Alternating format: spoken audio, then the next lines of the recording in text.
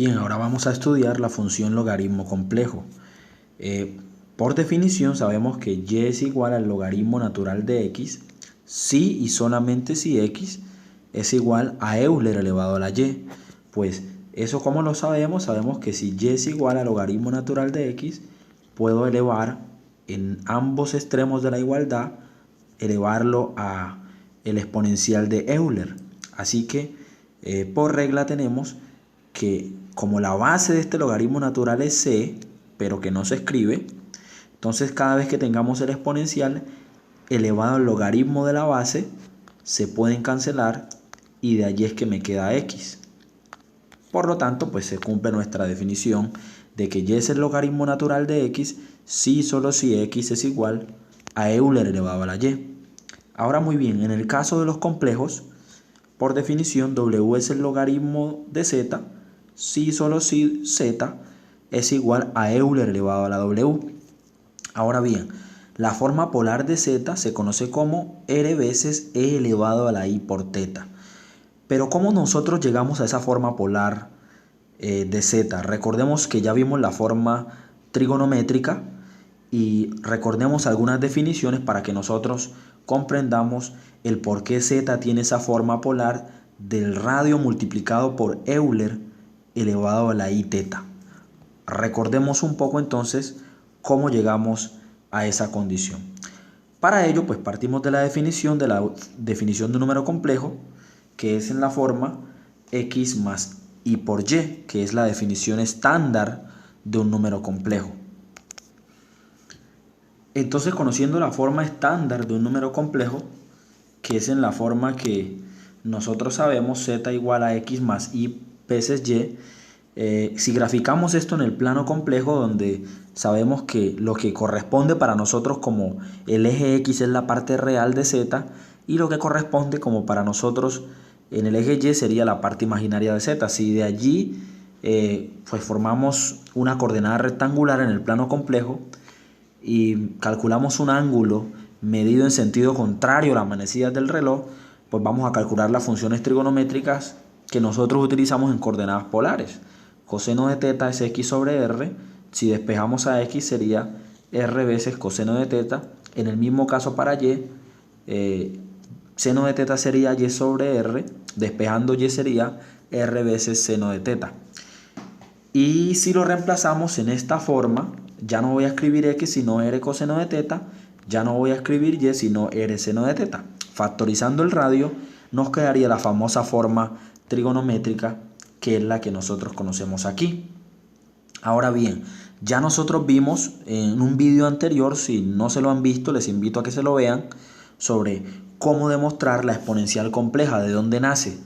Ya sabemos que tener e elevado a la z, es decir, a ese número complejo, es lo mismo que tener e elevado a la x más y veces y, siendo z un número de esa forma, un número complejo en esa forma. Ya sabemos que la estructura es Euler elevado a la parte real multiplicado por la expresión trigonométrica coseno de la parte imaginaria, en este caso y, la parte imaginaria, más y veces seno de la parte imaginaria. Es decir, que la parte imaginaria viene a ser el ángulo. Esa estructura ya la vimos, que es la definición de la función exponencial. Ahora bien, entonces, si nuestro z solamente tiene la parte imaginaria y θ, entonces significa que la parte real es nula, así que la exponencial e elevado a la z pues tomaría la forma, recordemos que y θ es lo mismo que tener 0 más i por θ. Significa entonces que me quedaría Euler elevado a la parte real, que es e a la 0, que multiplica a coseno de ¿quién? De θ más i veces por el seno de θ. Dicho de otra forma, e a la i por θ es igual a coseno de θ más i veces por el seno de θ, porque pues Euler elevado a la 0, eso nos da como resultado 1, simplemente pues que en matemáticas no se escribe. Ahora bien, ya comprendiendo esta estructura, lo que yo hago es reemplazar e elevado a la i por θ en la forma trigonométrica que nosotros conocemos. Entonces z es igual a r veces coseno de θ, que la tenemos aquí, más i por el seno de θ, es lo que conocemos como Euler elevado a la I por teta. Siendo así las cosas, entonces la forma polar de z tendría la forma z igual al radio, multiplicado ya no por la forma trigonométrica, sino por el exponencial Euler elevado a la I por teta. Entonces, ahora lo que vamos a hacer es, aplicando la definición de la función logaritmo, pues la idea es demostrar que el logaritmo de un número complejo z es logaritmo del módulo de z, como lo vemos aquí, más i por el argumento de z. Entonces la idea es demostrar de dónde surge esa combinación lineal entre el logaritmo del módulo de z más i veces el argumento de z. Es lo que les voy a demostrar en cuestión de segundos. Bien, entonces, ¿cómo llegamos a esta fórmula? Pues lo primero que tenemos que hacer es recordar la definición del logaritmo de z. Logaritmo de z dijimos que era w si solo si z es igual a Euler elevado a la w. Y pues ya conocemos la forma polar de z, que es r veces e elevado a la i teta, lo que hacemos es igualar la fórmula para z igual a e a la w y la forma polar. Entonces al igualar, pues vamos a tener esta ecuación que nosotros vemos como e a la w igual a r por e elevado a la i teta. Ahora bien, el paso a seguir es suponer que w se escribe en la forma de una función u más i por b, donde u es la parte real y v sería la parte imaginaria. Entonces ya no escribo w, sino que escribo pues la forma o la estructura funcional para w, la cual sería Euler elevado a la u más i por b. Y eso es igual a r por e elevado a la i teta. Ahora bien, pues aplicando propiedades de potenciación, esto es tener Euler elevado a la u por Euler elevado a la ib, y eso es r por e elevado a la i teta. Lo que sigue ahora es obtener el módulo en ambos extremos de la igualdad, y obtenemos entonces, para que no se me altere, el módulo del producto es el producto de los módulos, como podemos ver a izquierda, y también podemos aplicar a la derecha. Ahora bien, tener el módulo de e a la ib, recordando e a la ib en la forma de la definición de la función exponencial, sería coseno de v más i por el seno de v. Y al aplicar la definición del módulo sería la suma de los cuadrados de la componente real y la componente imaginaria. Aplicando el teorema fundamental de la trigonometría, eso nos da 1 y esto es raíz cuadrada de 1 me daría 1. Así las cosas, el módulo de e elevado a la i teta, que sería el mismo módulo de e elevado a la i por v, me daría 1. Teniendo en cuenta que teta y v varían en el conjunto de los números reales. Así las cosas, como el módulo de e elevado a la it y el módulo de e elevado a la i por v me da 1, recordemos que esto me da 1, lo acabamos de demostrar, me quedaría entonces que el módulo de e a la u sería igual al módulo del radio. Pero el módulo del radio sería el mismo radio, puesto que si aplico la definición de módulo para el radio sería radio al cuadrado, se cancela el exponente de la cantidad subradical con el índice de la raíz. Así las cosas, entonces el módulo de e a la u sería, pues aplicando la definición, sería únicamente activa la parte real, la parte imaginaria aquí estaría nula, por lo tanto sería el módulo de e a la u por coseno de 0 más i por el seno de 0, que esto, en pocas palabras, tener el módulo de e a la u sería el mismo e a la u. Así las cosas, el radio sería igual a e a la u. El paso siguiente sería aplicar el logaritmo natural en ambos miembros.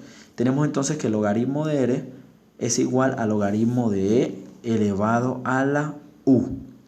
Pero pues por propiedades, como este logaritmo, la base c, puedo cancelar Euler con el logaritmo de la base y me quedaría entonces que u es igual al logaritmo del radio. Bien, finalmente entonces, como por definición el radio es e elevado a la u, lo que acabamos de demostrar aquí, y z en la forma polar es r veces e elevado a la i teta, pues reemplazamos el radio por su valor, que es e elevado o Euler elevado a la u. Entonces me quedaría que z es este producto de e a la u por e a la i teta. Pues e a la i teta es el mismo e a la i por b. Lo que hago es reemplazar, efectuar este producto, y para efectuar el producto lo que hago es multiplicar por la expresión Euler elevado a la IB a izquierda y a derecha, lo cual haría que esto me diera Euler elevado a la 0, que es 1. Y finalmente lo que hago es aplicar el argumento, sacar el argumento a izquierda y a derecha, y me quedaría que el argumento de Euler elevado a la I factor de teta menos V sería pues el argumento de Euler elevado a un número complejo z. Y el argumento de 1 pues es simplemente recordar que esto es una expresión que hemos denominado y como esto es de periodo 2pi y para múltiplos de 2pi, entonces es válido el argumento del número 1. Así que esto me quedaría nuevamente aplicando esta definición, me quedaría entonces que el argumento de Euler elevado a la I factor de teta menos V sería, teniendo en cuenta pues quién sería Y, que ya lo conocemos. Entonces, teniendo en cuenta o partiendo del hecho de que Y es teta menos V, simplemente reemplazarlo, y el argumento de 1 pues me daría 0, y esto me quedaría 0 igual a teta menos V más 2n por pi. De allí despejando V sería teta más 2n por pi. Entonces finalmente pues logaritmo de z es igual a W, y teniendo presente que W en su forma funcional es U más I por B, me quedaría finalmente entonces reemplazar que el logaritmo de z es U, pero U sabemos que es el logaritmo del radio, más I veces por V, pero sabemos que V es teta más 2n por pi. De allí que nos queda esta fórmula que era la que se quería demostrar, logaritmo de z igual a logaritmo del módulo del radio más I veces el argumento de z.